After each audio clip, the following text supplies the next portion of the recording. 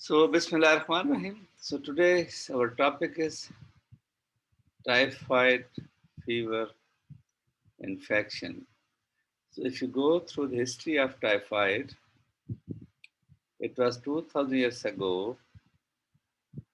Antonius Musa, a Roman physician who achieved fame by treating the Emperor Augustus with cold baths when he fell in with typhoid. So, it starts from 2000 years back. Another one, Thomas Willis, who is credited with the first description of typhoid fever in 1659. Then there is the French physicians, Pierre Charles, Alexander Louis. What they proposed the name typhoid fever. Now in 1837, William Wood, who was the first to differentiate clearly between typhus fever and typhoid in 1837. Then in 1880, Carl Joseph, who discovered the typhoid bacillus, and then George Vidal, who described the Vidal agglutination reaction of the blood in 1890. So whenever there is a typhoid, it has confirmation, they go for the Vidal test. They do Vidal test for confirmation of the patient suffering from typhoid or not. So we go for this typhoid. So you know that typhoid fever is due to systemic infection, mainly by which Bacillus salmonella typhi. Yes, Salmonella typhi. Mostly it is found only in humans, this type of infection.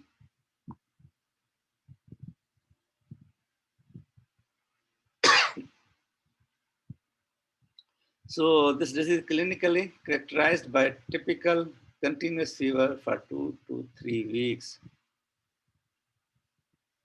with, with relative bradycardia, with involvement of lymphoid tissues and considerable constitutional symptoms. So mostly it takes 2 3 weeks in this typhoid fever. It's also known as enteric fever. So it has both type of typhoid and paratyphoid fevers, also known as enteric fever. So it may occur sporadically, epidemically, or endemically. So most the agent of this is Salmonella typhi is the major cause of enteric fever. So for the laboratory diagnosis, first how to diagnose. See the symptom with the symptom and then they go for laboratory diagnosis. So what they do, there is a microbiological procedure. In the definitive diagnosis of typhoid fever depends on the isolation of the bacilli from blood, bone marrow, and stools. Blood culture is the mainstay of diagnosis of this disease has to be done by blood culture. Then they go for serological procedures. Flex Vidal test measures agglutinating antibody level against O and H antigen.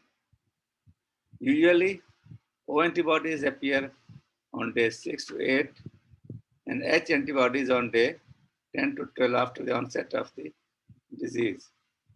The test is,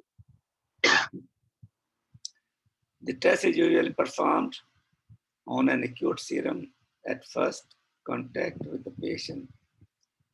The test has moderate sensitivity and specificity.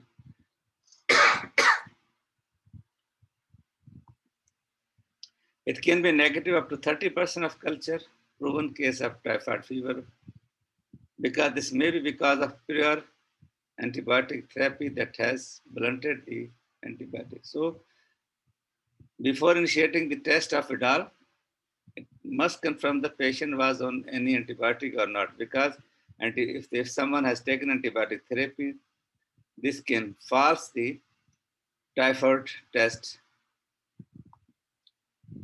Now further, the new diagnostic test for typhoid are, it is the ideal to Beck's test can detect specific IgM antibodies and samples to Salmonella typhi. Now liposaccharides, antigen and the staining of bound antibodies by anti-human IgM antibody has to be conjugated to colloidal dipracticals. A diagnosis can be done from feces culture, Vidal test, urine culture, and blood cultures. Now we come to Salmonella species. It has two types of classification. One is non-typhoid and typhoid Salmonella. One is non-typhoid Salmonella and another one is typhoid. So we have to discuss the typhoid Salmonella.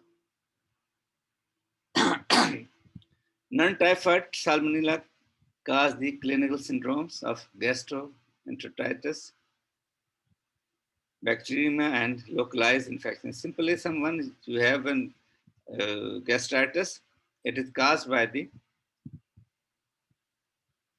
non-typhoid Salmonella. So non-typhoid Salmonella cause the clinical syndromes of gastroenteritis, bacteremia, and localized infections, whereas typhoid Salmonella cause typhoid fever. Not only cause the typhoid fever. The role of antimicrobials in management of salmonellosis is based on clinical syndrome, its severity, and underlying health problems of infected person has to be done. As you can see in this table, pathogens non-typhoidal and typhoidal. Now, Salmonella non-typhoidal has predisposing factors. What they do? It has to come from ingestion of contaminated poultry, raw milk, custards and cream, filling, and someone has to foreign travel. While typhoid is ingestion of contaminated food and they may take from foreign travels. Symptoms for non-typhoid is nausea, vomiting, diarrhea, cramps, fever, tenesmus. For some typhoid, incubation, 6 to 72 hours, high fever, abdominal pain, headache, and dry cough.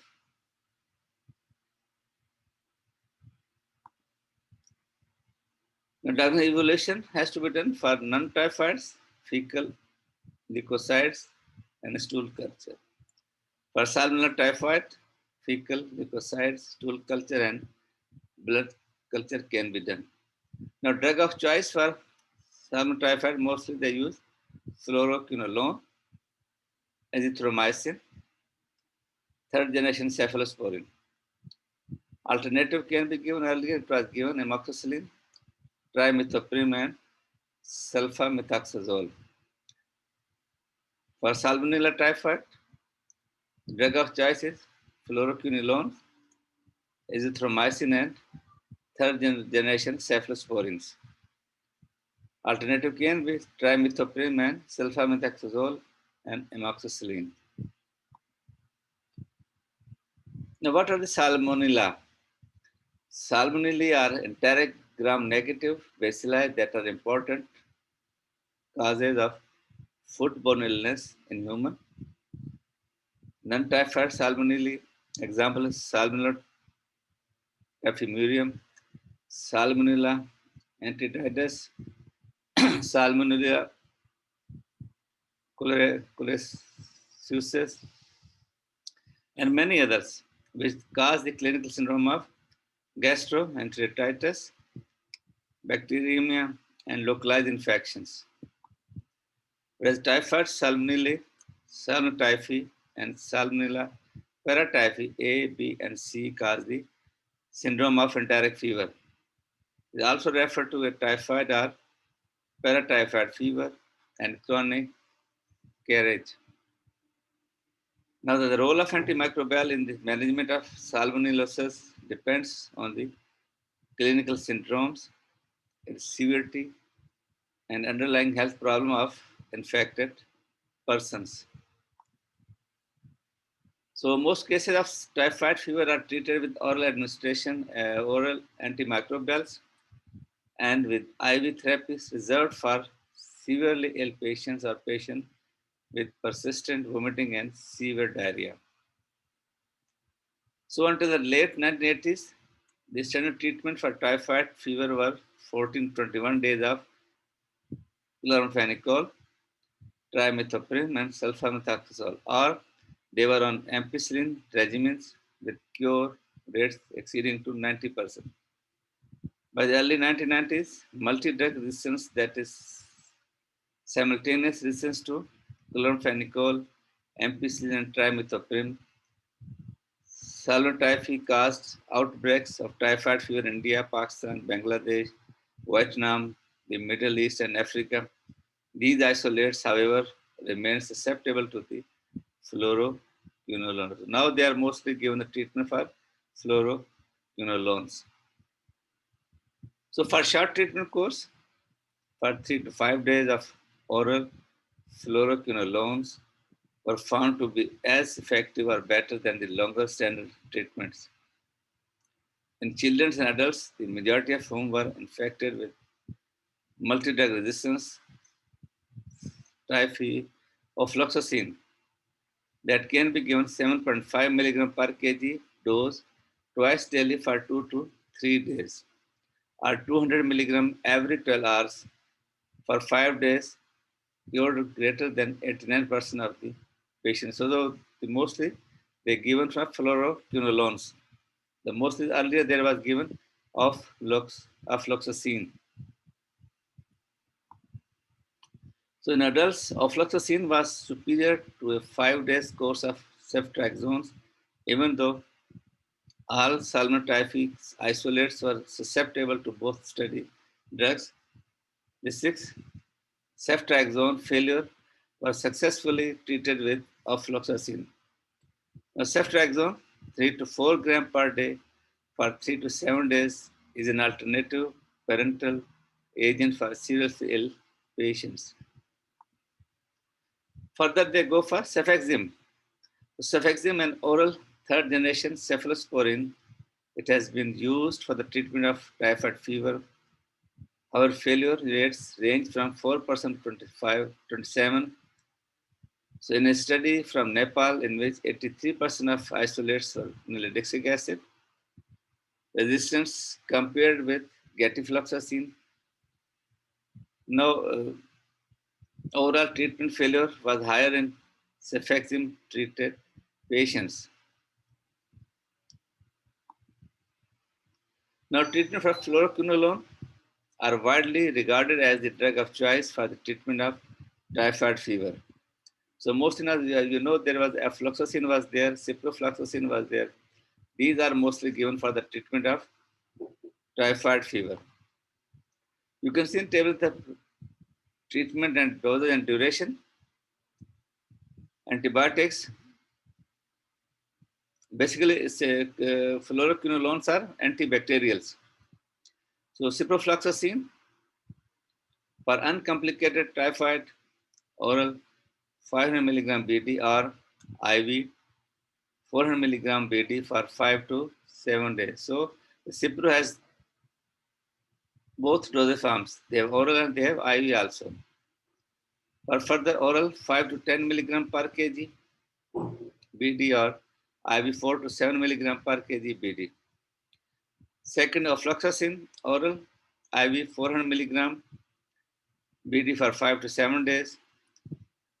And ceftriaxone IV 2 to 3 milligram OD for 7 to 14 days.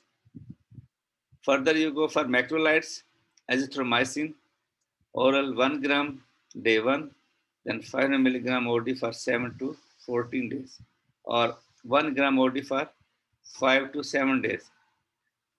Day 1, 12 milligram per kg.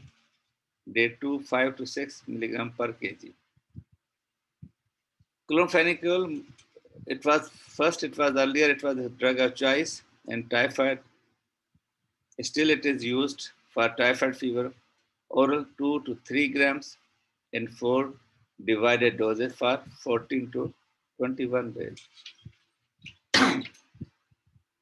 For severe typhoid, ciprofloxacin, IV 400 milligram BD for 10 to 14 days, ceftriaxone, IV 2 to 3 gram or 60 milligram per kg daily for 10 to 14 days. Cefotaxime, it's also a good drug for typhoid, 2 gram TDS for 10 to 14 days. So, these are dose regimen because depending upon the half-life of these drugs. So, cefotaxime can be given for thrice a day. Ceftriaxone can be given for OD dose, sometimes can be given for BD dose. Ciprofloxacin can be given for BD dose for 10 to 14 days. Further treatment of typhoid, you can see in this table there. Susceptible, fully sensitive. They can be given antibiotics, fluoroquinolones plus cipro or ofloxacin. Daily dose 50 milligram per kg for 5 to 7 days. Alternative drugs can clonfenicol, amoxicillin, trimethoprim, sulfamethoxazole. So daily dose can be from 50 to 75 milligram, for amoxicillin 75 to 100 milligram, and trimeth 8 to 4 milligram. So dose regimen is 14-21. Then for amoxicillin 14 days, for trimethoprim 14 days is the dose regimen. If there is a multi-drug resistance, then fluoroquinolones or ceftriaxone can be given. The daily dose is from 15 to 15 milligram per kg and ceftriaxone 15 to 20 milligram per kg. That days 7 to 14 days. And for quinolone resistance, then you have a choice for azithromycin and or ceftriaxone. So these are the treatment of typhoid fever can be given according to this table. Now nowadays immunization is also available. You may have heard about vaccination for typhoids. So vaccination recommended to those live in endemic area, household contacts, group at risk like school children and hospital staff, those attending melas and yatras wherever they go, so they must be vaccinated. There are 3 types of vaccines are available: injectables, typhoid vaccine, Typhimv, Typhivax. Second, the live oral vaccine, Tafirol, and tablet or capsule of vaccine are also available. Injectable Typhimv vaccine. So this is a single dose injectable typhoid vaccine from the bacterial capsule of S. typhi strain of type 21A. This vaccine is recommended for use in children over 2 years of age. Subcutaneous or intramuscular injection can be given. So its efficacy is 64 to 72%. Then Typhrol vaccine. This is a live attenuated bacteria vaccine manufactured from the TY21, a strain of Salmonella typhi. So the efficacy rate of the oral typhoid vaccines range from 50 to 80%. It is not recommended for use in children younger than 6 years of age. The course consists of 1 capsule orally taken an hour before food with a glass of water or milk, given first day, then third day, and then fifth day. No antibiotics should be taken during this period. Immunity starts 2 to 3 weeks after administration and lasts for 3 years. So after 3 years, a booster dose can be given. So, its immunity lasts for 3 years. Then there's a need of booster dose. So these vaccines are not effective in prevention of paratyphoid fevers. You can see a pic of typhoid polysaccharides vaccine. It is a pre-filled syringe in which it has to be injected.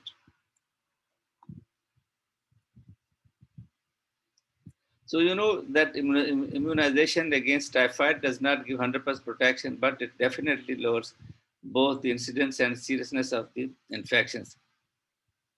It can be given at any age upwards 2 years.